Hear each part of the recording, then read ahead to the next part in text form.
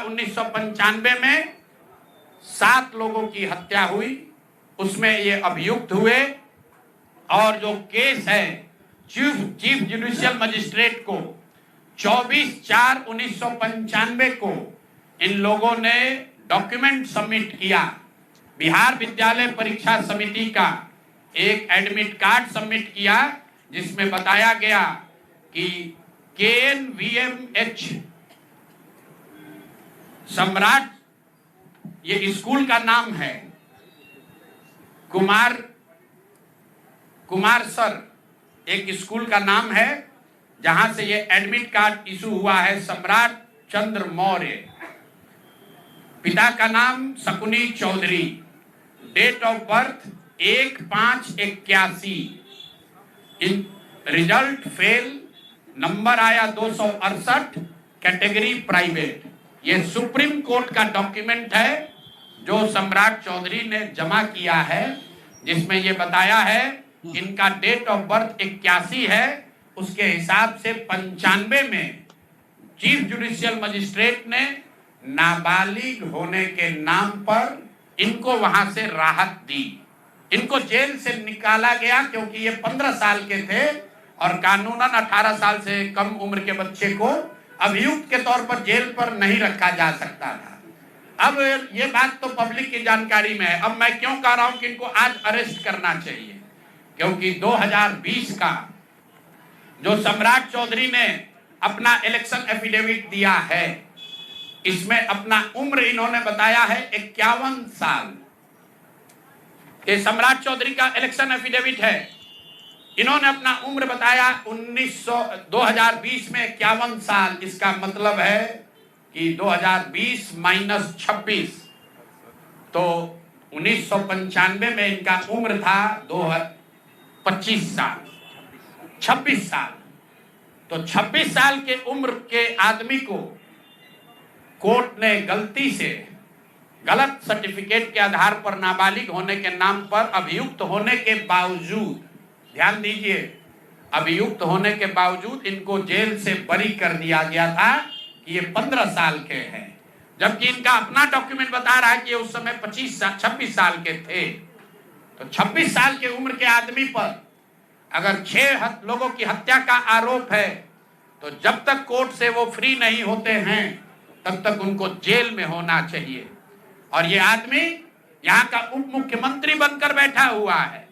तो मैं यहाँ के मुख्यमंत्री से और बिहार के माननीय राज्यपाल से ये अनुरोध कर रहा हूँ कि हत्या का आरोपी, हत्या का अभियुक्त सम्राट चौधरी, राकेश कुमार उर्फ सम्राट चौधरी उर्फ सम्राट कुमार मौर्य आज संवैधानिक पद पर बैठे हुए हैं। ये देश के संविधान का, देश के विधि विधान का इससे बड़ा अपमान नहीं हो सकता है कि जिस व्यक्ति को जेल में होना चाहिए वो आदमी यहाँ का उप मुख्यमंत्री बना हुआ है। तो मुख्यमंत्री नीतीश कुमार सीधे इस पर कार्रवाई करें, नहीं करेंगे तो कल परसों में हम लोग राज्यपाल के पास डेलीगेशन लेकर जाएंगे, सिर्फ बर्खास्तगी के लिए नहीं, सम्राट चौधरी के गिरफ्तारी के लिए। पूरा समझिए, मैं कैमरे पर कह रहा हूं, सम्राट चौधरी हत्या के अभियुक्त है, जेल से फर्जी डॉक्यूमेंट निकाल कर बाहर निकले हैं। या तो इनको बर्खास्त करके गिरफ्तार कीजिए और नहीं तो देश में जितने लोग हत्या किए हैं उनको भी जेल से छोड़ दीजिए। ये हालात है, ये डॉक्यूमेंट है आपके सामने। ये सम्राट चौधरी का इलेक्शन एफिडेविट है जिसमें 2020 में उन्होंने अपने आप को 51 साल का बताया है। उसके मुताबिक 1995 में वो 26 साल के थे और कोर्ट में इस आधार पर इनको बरी किया गया है कि ये 15 साल के बालक हैं। तो ये बता दें कि ये हत्या के आरोपी हैं, इन्होंने जो सर्टिफिकेट दिया है वो ठीक है कि नहीं है। बाकी ये भाई साहब जो घोटाला किए हैं अपने डिग्री उग्री में, तो बहुत छोटी बात है। आज की प्रेस कॉन्फ्रेंस सीधी हम लोग मांग कर रहे हैं, सम्राट चौधरी को हत्या के अभियुक्त हैं, 6 हत्या के अभियुक्त हैं, उनको गिरफ्तार कीजिए और नहीं तो बिहार में जितने लोग पर अभियुक्त जिनको बनाया गया उनको सबको छोड़िए। इस देश में अलग अलग कानून नहीं हो सकता है। और ये गृह मंत्री के साथ घूम रहे हैं। मोदी जी को हम लोग कल पत्र लिखेंगे कि आपके पार्टी का नेता, जितने लोग भाजपा के समर्थक हैं, भाजपा के जितने लोग नेता हैं, कार्यकर्ता हैं, वोटर हैं, आपके जरिए से सबको बता रहा हूं, मेरे भाई एक बार अपने दिल पर हाथ रखकर सोचो, जिस व्यक्ति पर 6 लोगों की हत्या का आरोप है, जो व्यक्ति 6 लोगों की हत्या का अभियुक्त है, उसको तुम अपना नेता बनाकर बिहार का उप मुख्यमंत्री बनाए हो और तुम अपराध की बात करते हो, तुम जंगल राज की बात करते हो। तो सम्राट चौधरी को अभी के अभी पद से इस्तीफा देकर पुलिस को अरेस्ट करना चाहिए, और अगर पुलिस अरेस्ट नहीं करती है तो हम लोग कोर्ट में मूव करेंगे, कोर्ट के संज्ञान में बात को लाएंगे कि साहब ये बताइए कि कैसे आपने इनको बेल दिया है, कैसे इनको आप समाज में बाहर रहने की अनुमति दे रहे हैं। और सम्राट चौधरी की अंतिम बात, इनके अपराध की गाथा की, सिर्फ हत्या के अभियुक्त नहीं है। बिहार में पुरानी पत्रकारिता करने वाले लोग, आपने शिल्पी गौतम के रेप और हत्याकांड की कहानी सुनी होगी।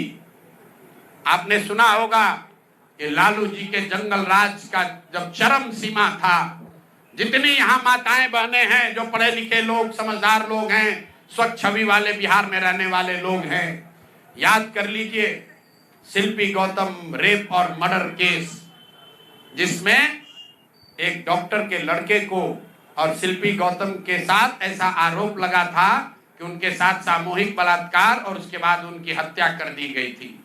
साधु यादव पर उसका आरोप लगा था, बड़ी हंगामा हुआ, सीबीआई में केस गया।